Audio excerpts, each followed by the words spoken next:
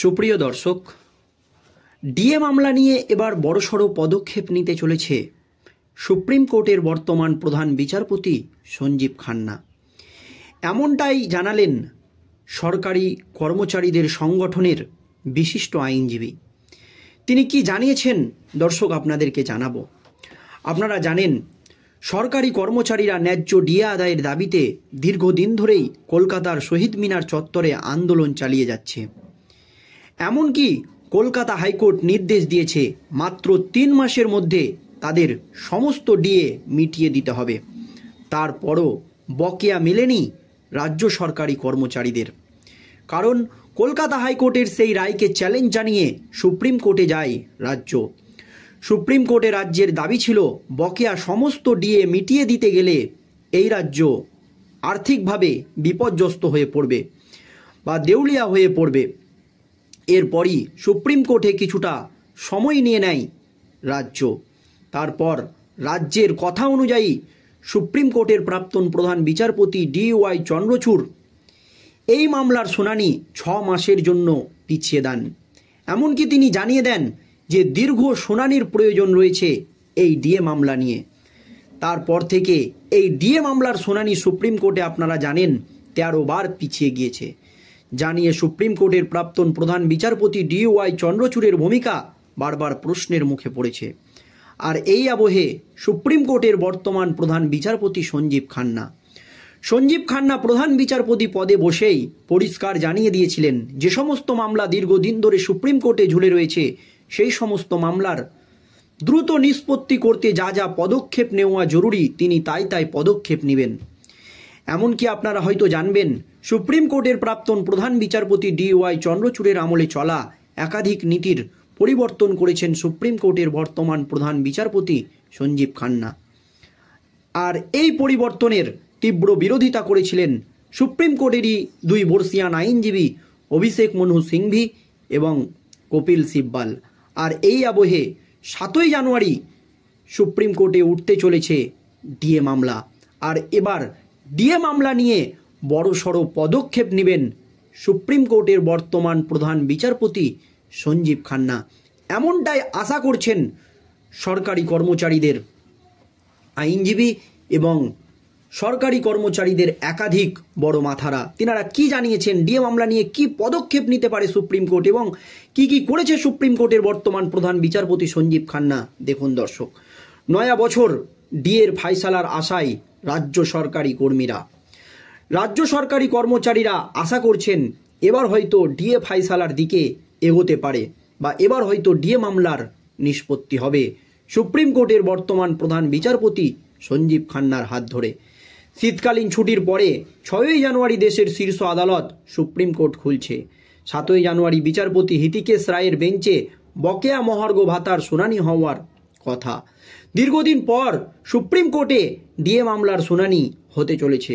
গত জুলাই মাসের পর থেকে আর সুপ্রিম কোর্টে রাজ্য সরকারি কর্মীদের মহার্ঘ ভাতা বা ডিএ নিয়ে মামলার শুনানি হয়নি। নতুন বছরের গোড়াতেই আগামী সপ্তাহে সুপ্রিম কোর্টে মহার্ঘ ভাতা নিয়ে মামলার শুনানি হওয়ার কথা রয়েছে। এই আবহে 7ই জানুয়ারি বিচারপতি হিতিকেশ রায় এবং বিচারপতি সঞ্জীব খান্নার বেঞ্চে ডিএ মামলার শুনানি হওয়ার কথা। এই মামলার সঙ্গে যুক্ত এক আইনজীবী বলেন, 14ই জুলাই সুপ্রিম কোর্টে শেষ শুনানির সময়ে বিচারপতি বলেছিলেন ডিএ মামলার বিষয়ে বিস্তারিত শুনানির প্রয়োজন রয়েছে। সেই কারণে মামলা 6 মাস পরে 2025 সালের 7ই জানুয়ারি নির্ধারিত করা হয়েছে। রাজ্য কর্মচারী পরিষদের সভাপতি দেবাশিস শীল বলেন, আদালতের রায় ছাড়া ডিএ নিয়ে ইতিবাচক সিদ্ধান্ত সম্ভব নয়। রাজ্য সরকারি যিনি কর্মচারী পরিষদের সভাপতি দেবাশিস শীল কিন্তু এই মন্তব্য করেছেন যে আদালতের রায় ছাড়া ডিএ নিয়ে ইতিবাচক কোনো সিদ্ধান্ত কখনোই সম্ভব নয়। তাই আদালতের ওই শুনানি খুবই গুরুত্বপূর্ণ। তিনি মনে করছেন এতদিন তো শুনানির দিনই পাওয়া যাচ্ছিল না, একের পর এক দিন পিছিয়ে দেওয়া হচ্ছিল, এবার তো শুনানির দিন পাওয়া গিয়েছে, এমনই মন্তব্য করেন তিনি।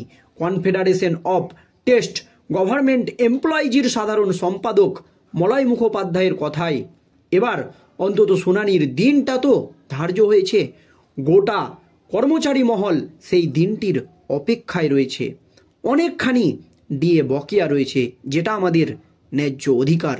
এবার হয়তো বিচারপতি সঞ্জীব খান্নার হাত ধরে এই ন্যায্য অধিকার আমরা বুঝে নিতে পারব, এমনই মত সরকারি কর্মচারীদের সংগঠনের সাধারণ সম্পাদক মলয় মুখোপাধ্যায়ের।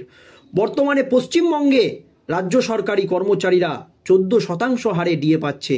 কেন্দ্রীয় সরকারি কর্মীদের ডিএর হার প্রায় 53%, যা অনেকটাই।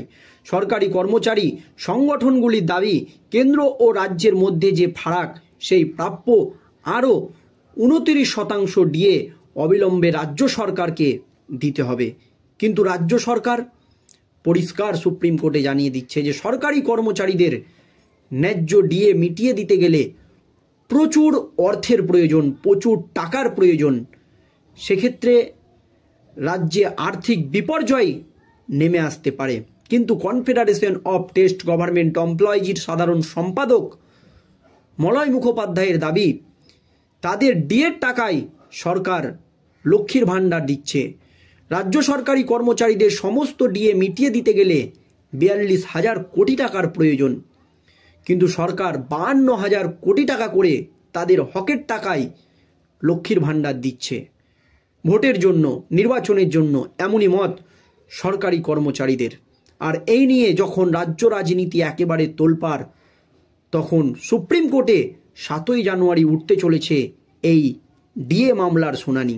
আর সেদিনই এই ডিএ মামলা নিয়ে বড়সড় পদক্ষেপ নেবেন সুপ্রিম কোর্টের বর্তমান প্রধান বিচারপতি সঞ্জীব খান্না, এমনই আশা করছেন সরকারি কর্মচারীদের সংগঠন। কারণ এতদিন ডিএ মামলা সময় মতো সুপ্রিম কোর্টে উঠেনি বা হয়নি, এবার অন্তত শুনানির দিন পাওয়া গিয়েছে, এমনই মত। এমনকি সুপ্রিম কোর্টের বর্তমান প্রধান বিচারপতি সঞ্জীব খান্না আশ্বস্ত করেছেন যে যে সমস্ত মামলা দীর্ঘদিন ধরে সুপ্রিম কোর্টে ঝুলে রয়েছে, সেই সমস্ত মামলার তিনি দ্রুত নিষ্পত্তি করবেন। এই কথা বা এই আশ্বাস তিনি দিয়েছেন। তাই সরকারি কর্মচারীরা মনে করছে যে চন্দ্রচূড় তো নয়, এবার সুপ্রিম কোর্টের বর্তমান প্রধান বিচারপতি সঞ্জীব খান্নার হাত ধরেই ডিএ মামলার নিষ্পত্তি হবে। আর 7ই জানুয়ারি এই ডিএ মামলা সুপ্রিম কোর্টে উঠতে চলেছে। এই দিন সুপ্রিম কোর্টের বর্তমান প্রধান বিচারপতি সঞ্জীব খান্না কী পদক্ষেপ নেয়, সেই দিকে নজর থাকবে আমাদের। দর্শক, এই নিয়ে আপনাদের কি মতামত অবশ্যই ভিডিওর কমেন্ট বক্সে জানাবেন। ধন্যবাদ।